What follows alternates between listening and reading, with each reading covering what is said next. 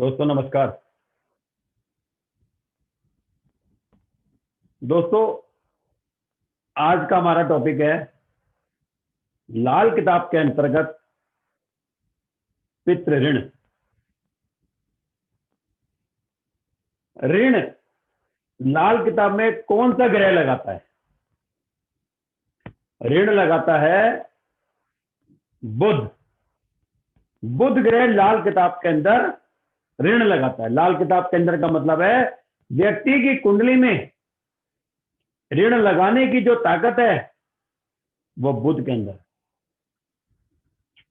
लाल किताब में ऋण पितृ की दो कंडीशन है।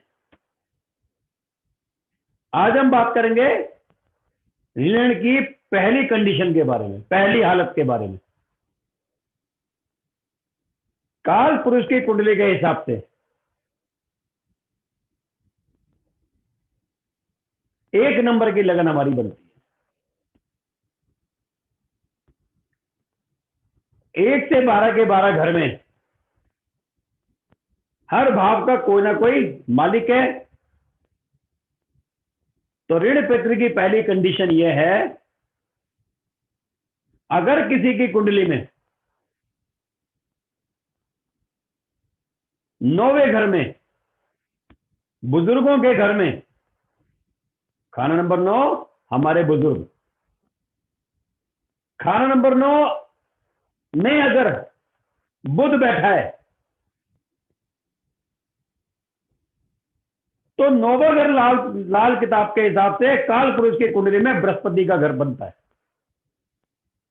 तो बुध 9 का मतलब है बृहस्पति का ऋण लगना।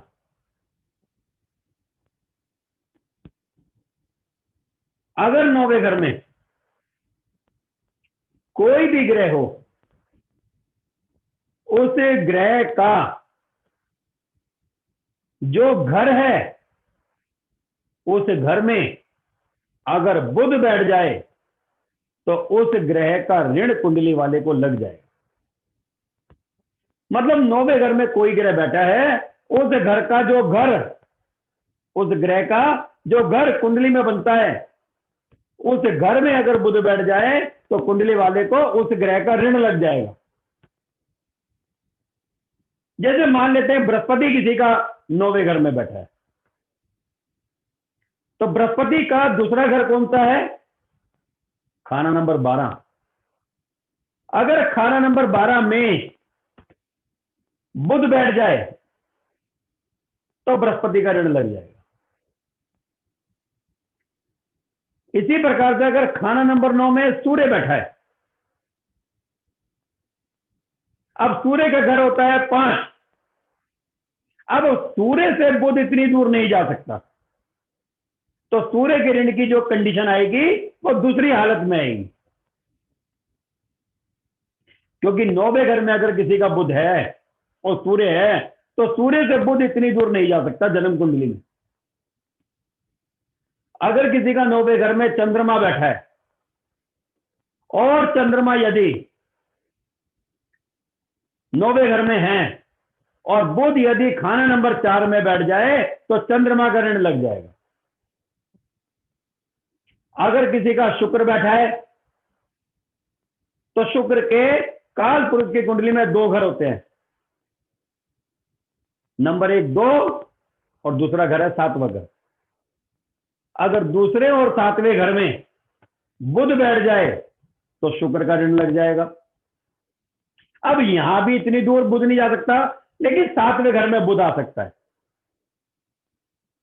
अगर किसी का 9वें घर में मंगल बैठ जाए तो मंगल के घर हैं 1 और 8। अगर इन घरों में बुध बैठ जाए तो मंगल का ऋण लग जाएगा। अगर किसी का 9वें घर में शनि बैठा हो तो शनि के घर होते हैं 10 और 11। अगर खाना नंबर 10 और खाना नंबर 11 में अगर बुध बैठ जाए तो शनि का ऋण लग जाएगा।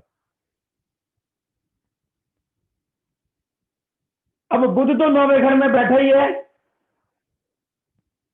तो बुध तो 9वें घर में ऑलरेडी है ही। अब अगर किसी का राहु 9वें घर में बैठ जाए तो काल पुरुष की कुंडली में राहु का पक्का घर है खाना नंबर 12। अगर 12वें घर में बुध बैठ गया तब राहु का ऋण लगेगा। अगर किसी का केतु 9वें घर में बैठ जाए तो केतु का पक्का घर है खाना नंबर 6, और अगर 6 में बुध बैठ गया तो केतु का ऋण लगेगा।